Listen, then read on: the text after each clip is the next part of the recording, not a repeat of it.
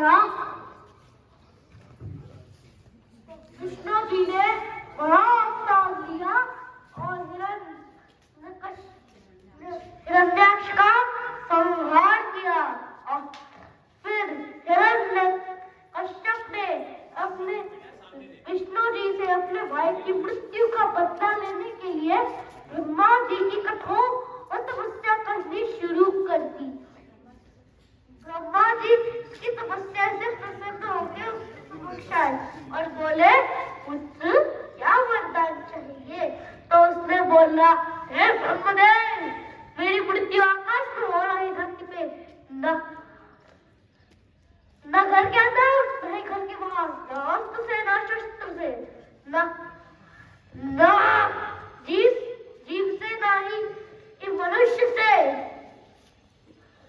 मुझे सिर्फ वो ही मार सके जो आधारहीन और राधा मनुष्य हो। तो ब्रह्मा जी ने वरदान देते हुए बोला, तो उसने उससे पूरे संसार में हाहाकार मचा दिया। और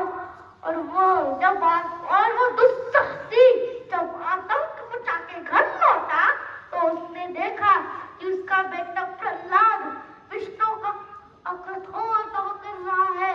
तो उसने बोला, प्रहलाद, तू विष्णु का नाम न छोड़ दे, नहीं तो मैं तेरा वध कर दूंगा। तो प्रहलाद ने बोला, मार दीजिए पिताजी, तो मैं जाऊंगा उससे प्रभु विष्णु जी के पास। तो वो बहुत क्रोधित हुआ और सैनिकों को बोला, सैनिकों, इसमें वार करो। अब सैनिक आया, उसने कई बार किया। प्रहलाद को कुछ नहीं हुआ क्योंकि वो विष्णु जी का जप कर रहा था। उसने उसे बाहर से कई प्रयास किए, जैसे ऊंचाई से नीचे गिरा दिया, अकेले घने जंगलों में छोड़ दिया,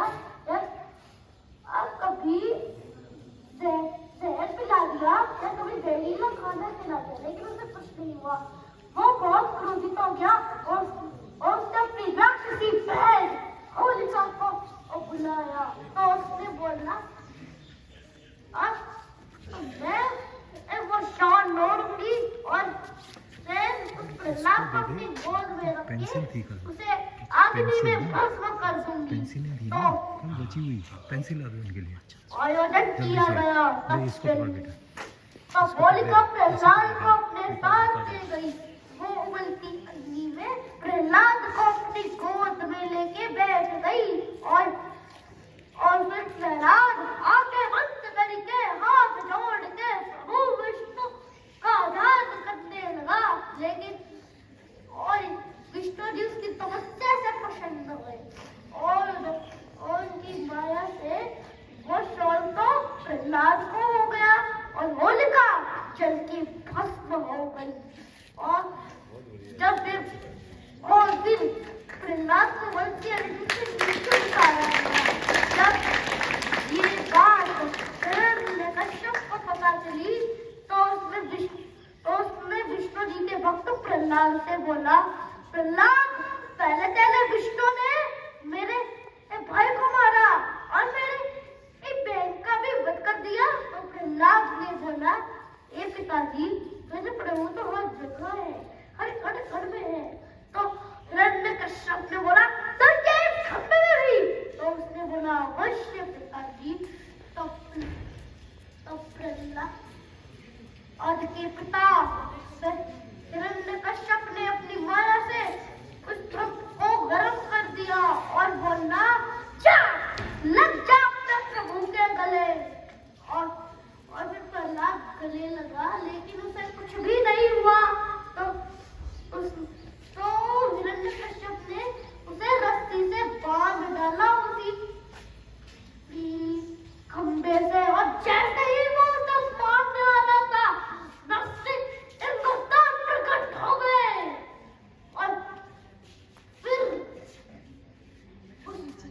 दोनों में घमासान युद्ध होने लगा। फिर उसने अपने सैनिकों को बुलाया और कहा, सैनिकों, इस जीप पे वार करो। और सैनिकों ने कई प्रयास किए, लेकिन नरसिंह जी को उससे भी कुछ नहीं हुआ। उन्होंने उन्हें भी खाए कर दिया। और फिर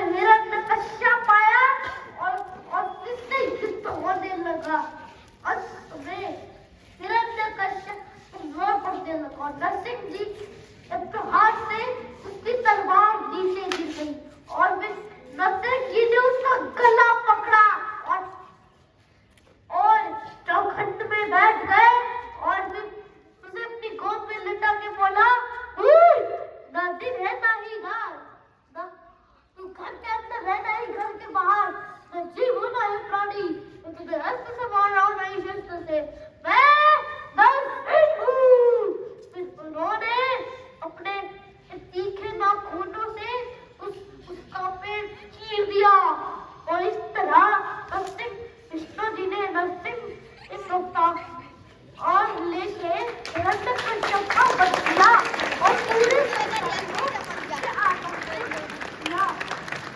बदला।